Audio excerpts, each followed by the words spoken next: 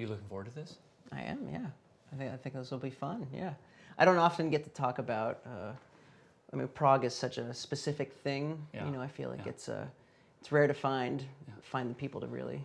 I'm just impressed you're here at 12:30 on a tour. I mean, Oh, of course, I'm really usually up and cool about band at this out here. time, and it's good. if the coffee's happening, Make yeah. it happen.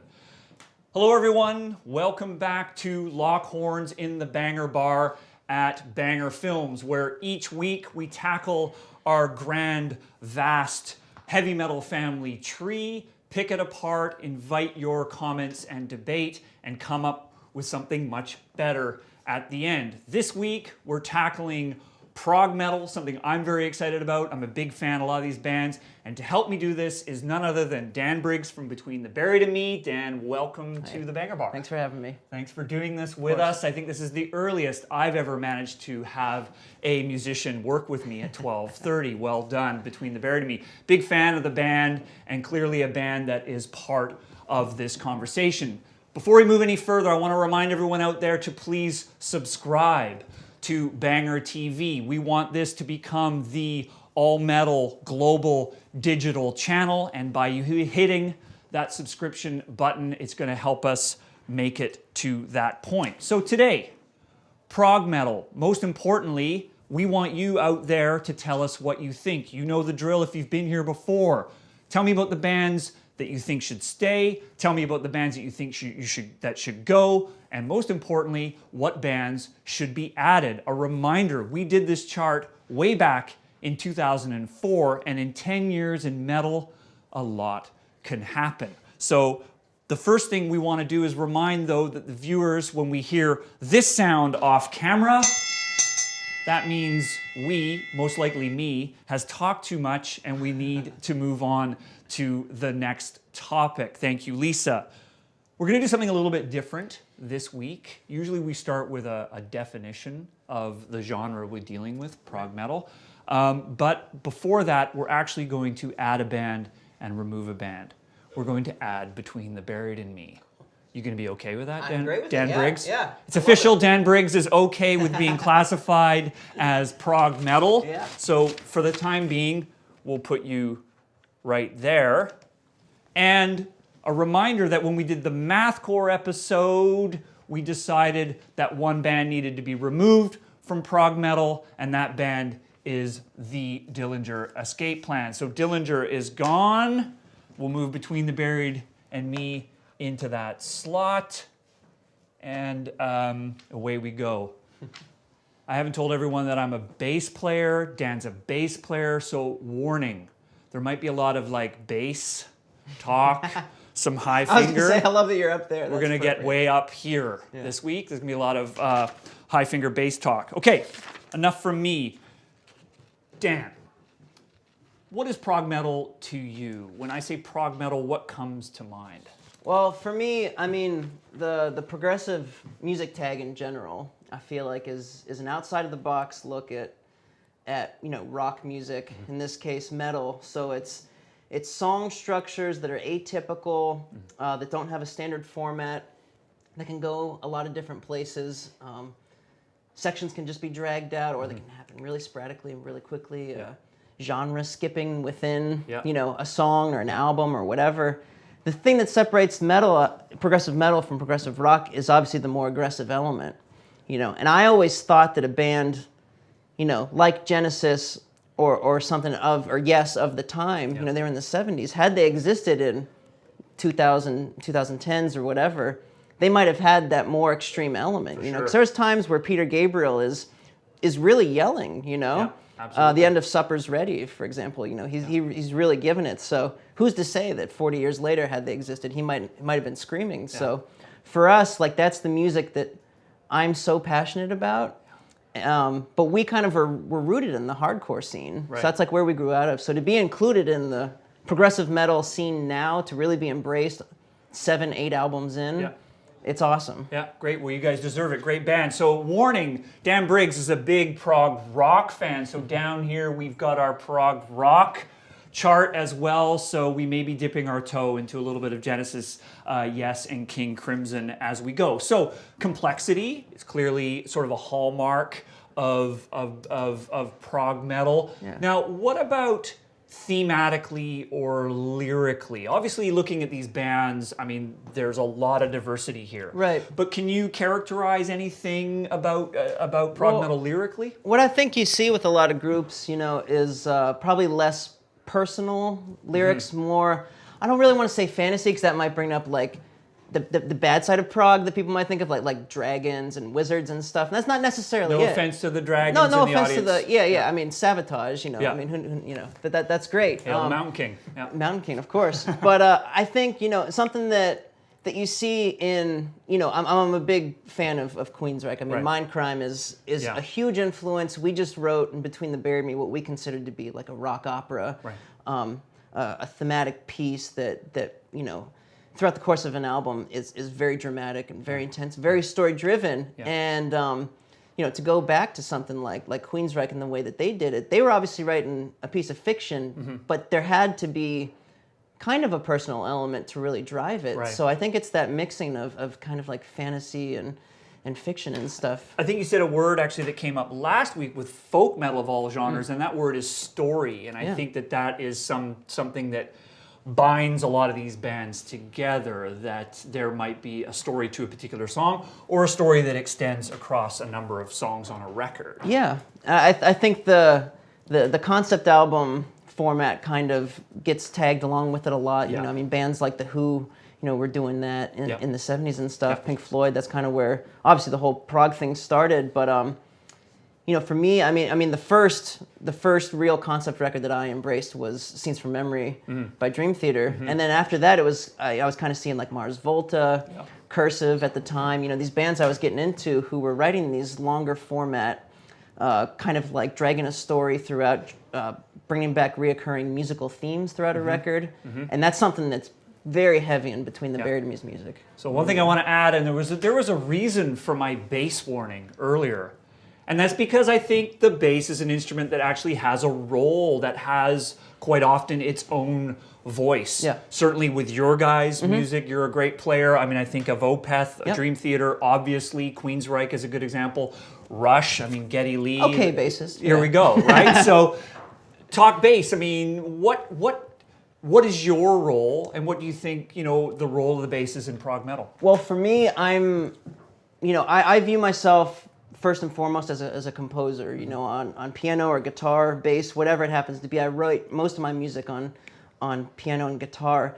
So then I can view the bass as, you know, the accompanying instrument that it needs to be within an arrangement. So I'm not trying to come in and walk all over everything, but at the same time, I can lock in, you know, and do a 16th note phrase with the guitars, crazy unison, you know. Yeah, yeah. Something, again, that you go back to Chris Squire or something Yeah. in Yes, you know, or something in Dream Theater that John Young does a lot, sure, you know. for sure. So I like to view it more, you know, as an accompaniment, but almost in a way that, like, you know, Bach wrote for bass, Yep. you know, where the bass has its own voice. It's a special thing. Yeah. It's not just riding along doing the Van Halen, just Pedal eighth note. note pedals, yeah. No offense, Michael, but That's great. anyway. That's great, yeah. So yeah, warning, we may get into, you know, you mentioned Chris Squire, rest in peace. There may or may not be some air basing to roundabout at some point during this live broadcast. Okay, Lisa, we want to turn to the audience for our discussion. Yeah, so the first thing people want to talk about is Rush. Okay, so Gabriel Crimson says, Rush and Porcupine Tree belong to the prog rock category. Shmee and Squee says also we should remove Rush. And Florian Beer, Rush should move to prog rock. I've learned that most of these people are our staff, and they just create these names to take the piss out of us. Right. Hi, everybody at Banger. Right. So Rush belongs in prog rock, not prog metal. What's your opinion on that, Dan? You know, the one band that really stands out on the prog rock list that I could see moving to progressive metal, I got to see King Crimson last year, and you know, always had been one of my biggest influences. But when I saw them, it was kind of a masterclass. It was like a seated theater show, and I viewed Right. it as like a masterclass in really progressive metal, Right. because they're very avant-garde throughout their career. There, you know, a lot of like tritone, like evil sounding stuff. Yep. Lark's tongue, an aspect kind Yeah, of stands out. absolutely. Just really, I mean, you could say that that's where it started. I mean, Rush. I mean, I don't. It's hard to say. I mean, Yeah. they have the big, heavy, crushing riffs. You know. Yeah.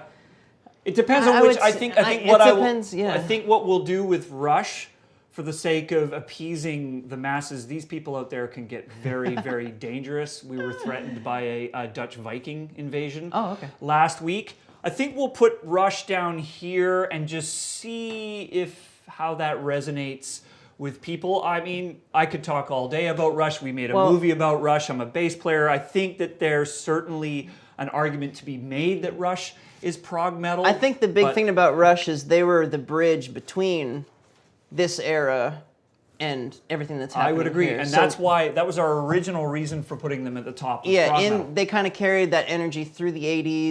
Yeah. Dream Yeah. Theater, Queensryche picked up on Absolutely. it. So, yeah. Listen to Hemispheres 2112. Yeah. That's pretty heavy stuff for 76, 77. I agree. Anyway, Jeff Brunel says, yes, Rush is prog rock. Okay, Jeff is now happy. The other band that comes up is Porcupine Tree, Bharat Gidahal. Right. Porcupine Tree needs to get off that list. They are prog rock. They're a little politer than the mathcore fans, Yeah. the prog Well, rock fans. But With what do you think about Porcupine Tree? Porcupine Tree, I'm a big Steven Wilson fan. I think prior to his working with Opeth Yes. on Blackwater Park and Deliverance Damnation, Porcupine Tree didn't really have that element in their music. You know, so that was something Yeah. that I think was a direct kind of result of working with Michael and those guys. sure. And, think it's in the music though. Yeah, there's an interesting moment there where Porcupine gets a little heavier Yeah. and Opeth gets a little mellower once Steven and Michael start hanging out. I think Very there's cool. some merit to moving Porcupine Tree, at least because there is some debate. Yes, Lisa? Hey, Sam, the stream went down for a bit, so Okay. apologies to the people who may have missed those last few comments, but the end result is that Porcupine Tree is so moved just to... to update, we've moved Rush and Porcupine Tree down to prog rock because the word on the internets is that that's where they belong. Back to Rocket, the genre prog metal did definitely become clear in 1990 with Dream Theater's images. So thoughts on that? You're a big fan. I'm a big fan, and you know, for me, like that era, that early era, Kevin Moore on the keys, Yep. and all the way to like Scenes from Memory, where we were talking about, Yep, you know, yep. Jordan Rudess's first album, Yep. just huge. Yep. You know, laid the groundwork really for the genre and really getting a new generation of people excited about the music. You know, Dream Theater was my gateway band to going in the past. Yes, King Right, Crimson going and back stuff. in time. Very cool. I mean, I'd like to draw attention just for my own selfish purposes that Savatage and Queensryche, I think to now will sound quite dated. These are sort of quintessentially 80s, 90s bands. Yeah. But we have to remember that at that time, with the exception of maybe Rush, these really were the first guys dipping their toe in sort of Rushifying metal, if you will. Yeah, absolutely. And you had bands in the UK like Marillion that were kind of lighter but keeping the prog thing For sure. kind of happening. A lot of weird fusion stuff that was happening. Alan Holdsworth, Yep.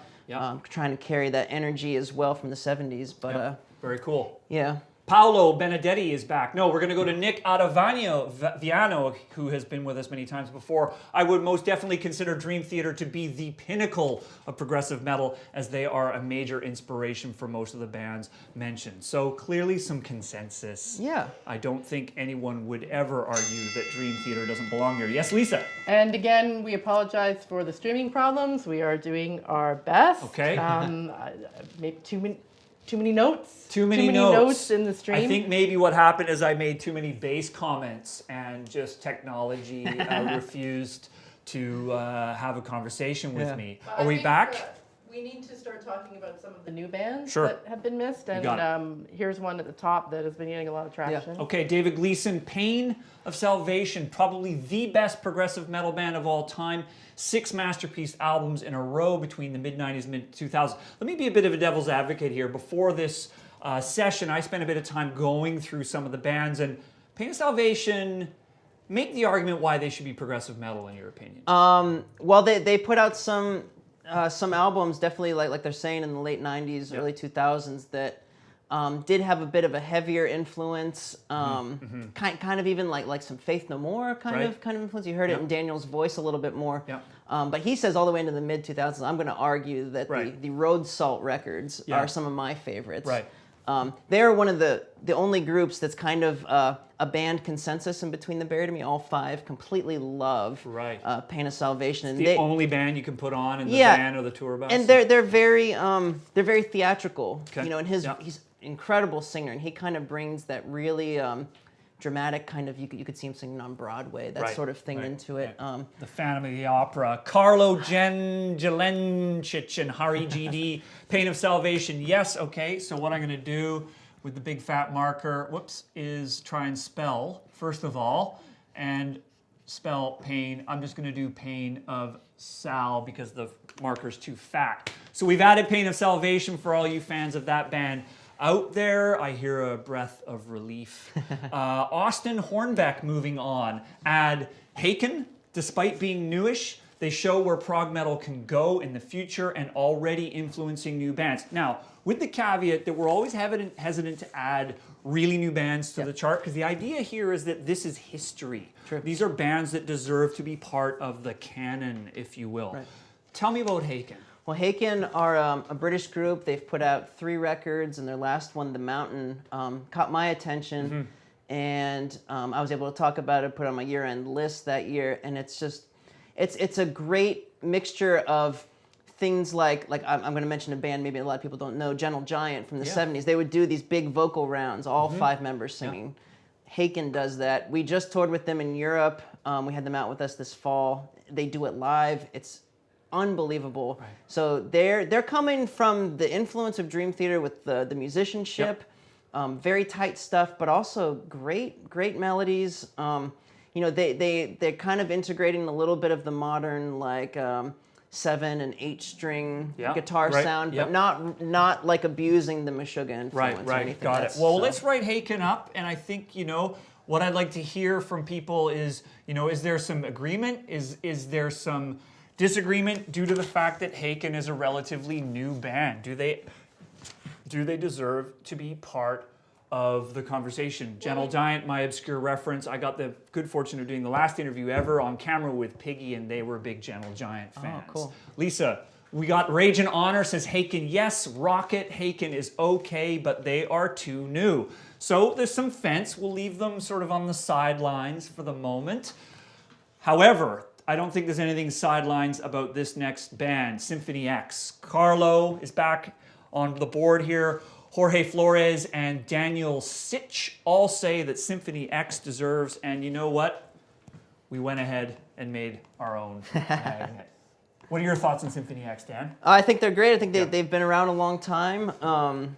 They haven't been on my radar for years, but that neoclassical sound, definitely great. There's definitely there's that sort of, a lot of these bands sort of flirt with more of a power metal thing, like Sabotage certainly started that, Queensryche, Symphony X, it's definitely that more kind of theatrical, you might see the odd Castle, if you're lucky, in the video. But still a heavy band, but still a heavy band. And definitely have the complexity that unifies a lot of these groups. Ron Green, Symphony X. I don't think there's a better place for technical symphonic metal.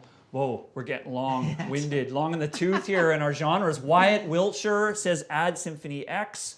I think there's clearly some consensus. Another band that I was listening to, great band, I haven't listened to them in a while, is Cynic, of course. Scent of a Wookiee, Hari GD is back there, T. Schmamahorn and Joel Harold all say Cynic. Yep. What do you think about that? We got to take them out on tour in 2010, and it was wild to watch them before we would go out on stage. It really was. Yeah. They're a band I've been listening to since the late 90s. Obviously I was kind of late to them. They were happening in the early 90s, but so much energy, taking, bits of influence from, Mahavishnu and mixing it with kind of their, at the time, death metal roots, and then now you've seen them really evolve over the years to kind of like a more melody-focused group, but still Paul's got a very distinct style of guitar ripping and Sean Reinhardt on the drums. I think I would agree with you, and it's funny, my entry point to Cynic was sort of the other way around because I grew up listening to a lot of thrash and death metal, so I came to know Paul because of his work with Death, because I was a huge Chuck Schuldiner fan. And one might argue, if Chuck lived on, rest his soul, he might have started moving into this area as well, because he was a guy that was always kind of taking extreme metal somewhere new and different. But that's a deep rabbit hole that I'm not going to torture people with. Right. MADA says no doubt Cynic. Garrett Ferguson says yes, Cynic. So I think we've got a bit of consensus there. Yes, Lisa? I would like to ask everyone advocating for Devin Townsend to remember that he gets brought up every week, and we've decided that he's his own genre. Right, okay. Good point. I think Devin, fellow British Columbian, a true master. I'm just going to put DT because you don't really need to spell it out.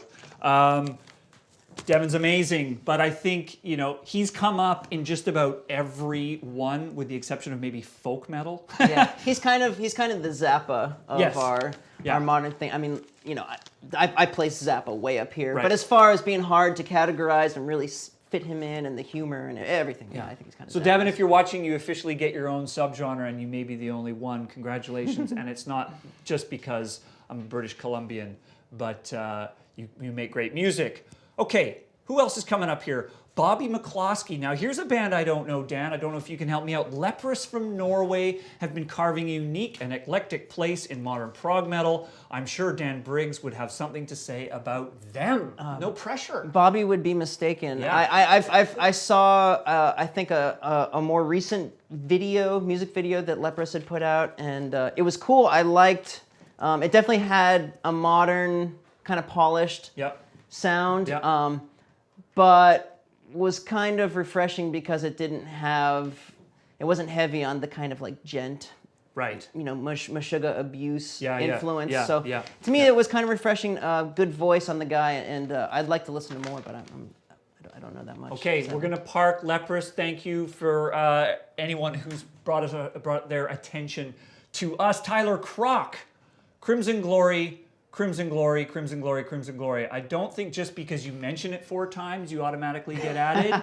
But what do you think? Do you know this band? Crimson Glory? Yes. No, I don't. Okay, Crimson Glory, we're going to park. I kind of know their stuff, and I'm going to argue that they are more of a power metal band. And again, there always seems to be a bit of a flirtation between the European prog metal bands and the power metal bands. I mean, I guess the DNA there is keyboards. There's a lot of keyboards in both genres. Okay. A real attempt to make a big, giant sound. So Crimson Glory, we're going to park. I'm going to bring up a band that I was listening to recently, and maybe you can comment on, Dan, is Periphery. Do you know this band, Periphery? Yeah, we've toured with them a bit in the past. What do you think about those guys? Oh, they're great guys. Yeah. I mean, we knew them back when Misha, it was just him. 2007. Yeah. And he was just kind of this guy that would blast you on AOL Instant Messenger and be like, hey, here's 25 new songs I've written. Check them out. And you're like, oh yeah, it's pretty cool. And at the time, no one was really mixing that heavy of a Meshuggah influence into like different kind of stuff. He really kind of got that kick-started and going. On the heavier end of the scale. I mean? Yeah. Well, I'd be interested to hear if anyone out there thinks that Periphery should be added, but we are getting some consensus from Shmee and Squee is back, and Ho BM Woody Woo. That just rolls off the tongue. And Brian Alvarez all say Internaut, which was actually their new record I reviewed a few weeks ago on our weekly review show. Is this a band that you know? Do you They're know on tour with us. We're playing with them tonight. That's right. Yep. With Enslaved. With Enslaved. Yep. They were on tour with us. We came through Toronto with Deaf Heaven a couple years ago. They were with us. Yeah.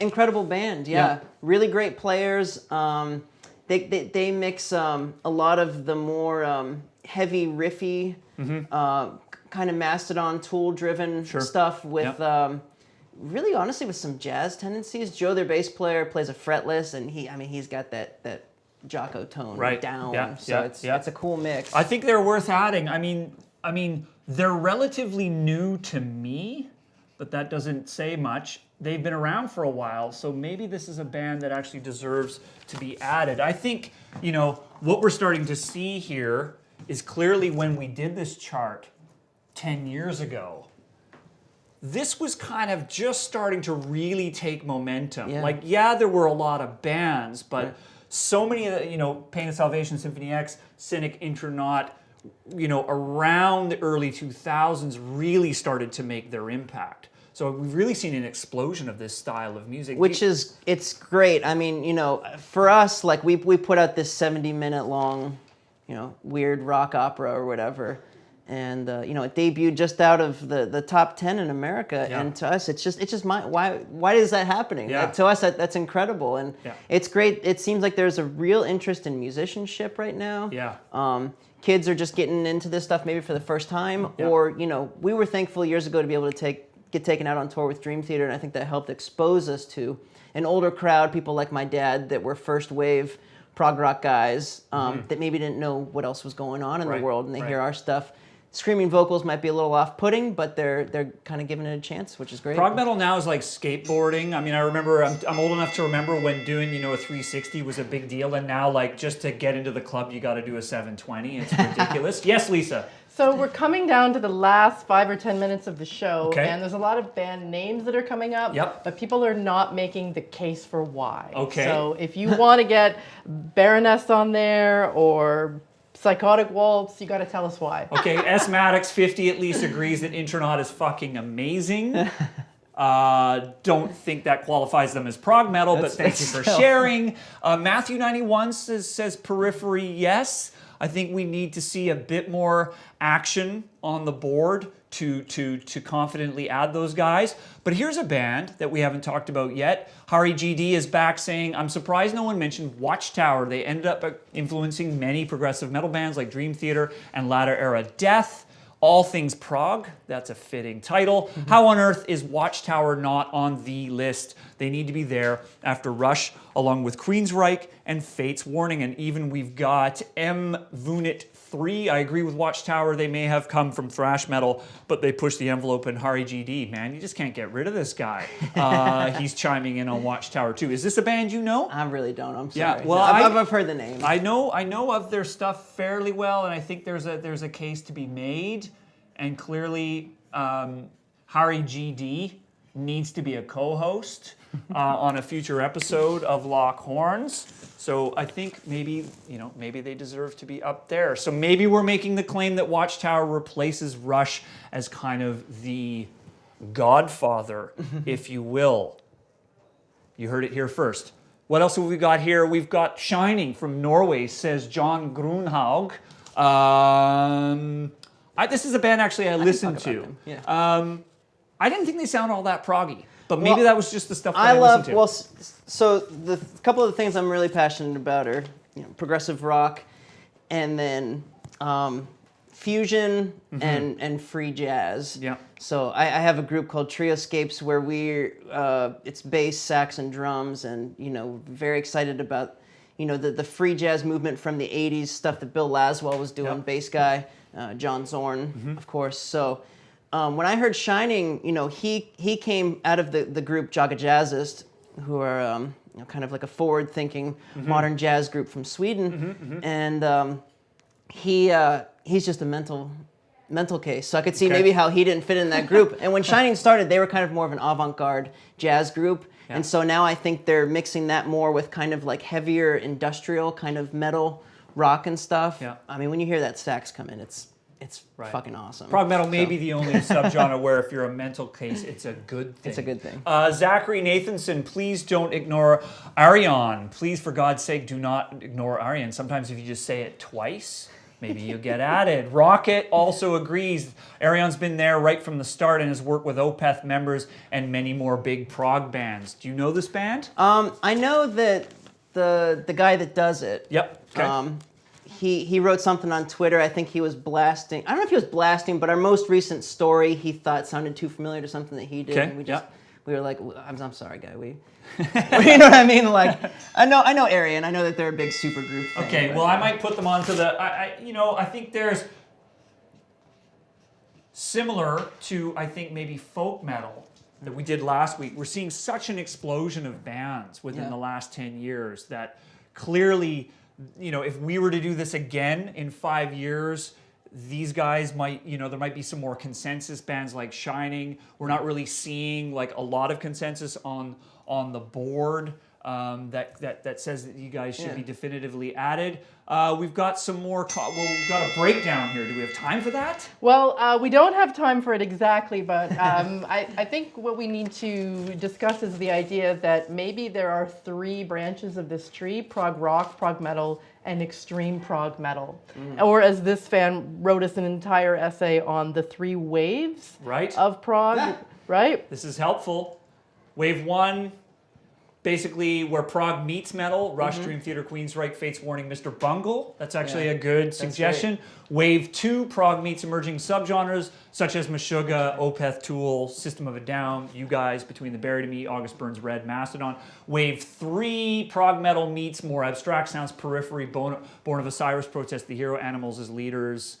I think we're on to something here. It's interesting, yeah. Yeah. I mean, we may be back for a future week where we need to do extreme prog metal, because it does start to get, it was unwieldy to begin with. Yeah. But then when you start to connect Fate's Warning to, say, an Internaut, right? Or a Watchtower to a Haken, it starts to get pretty big. Well, that's the thing about progressive music, I think, that is so interesting. The tour we're on right now is us, Internaut, Native Construct, Great New Young Band, and Enslaved. Yeah. And so this is a great night of music that are bands that are under the progressive music and metal branch, but none of us really sound alike each other. And it's that greater idea that prog is not a sound. It's not a tag. You can a lot of magazines and outlets love to just put it on a band, and it doesn't. Glad you mentioned that. I would completely agree. I think we're dealing with a subgenre that isn't defined by a particular sound or even particular elements of a sound. We're dealing with an idea, with a concept, with a philosophy or an approach to music. Yes, Lisa? So I think we're going to say the last band that's still being argued about is Periphery. Okay. And so if we can make a case on Periphery, I think we can wrap this up. Okay.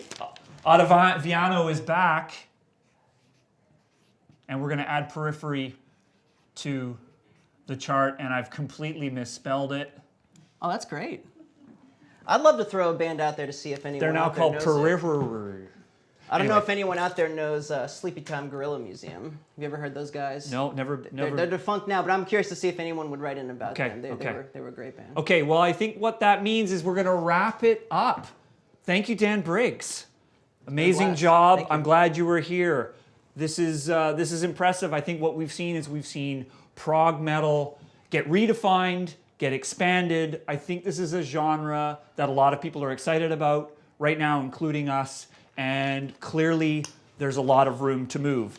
Thank you to everyone for tuning in to this week's episode of Lock Horns. Thanks again, Dan Briggs. Thanks for the team off camera. Daniel, Lisa, Lana, Andrew, Sarah Lutz is in the house this week as well. I want to remember what to tell you, which is that this is going to be archived within moments. You can watch it and continue to comment. Please subscribe to BangerTV. Next week, we're doing something a little bit different.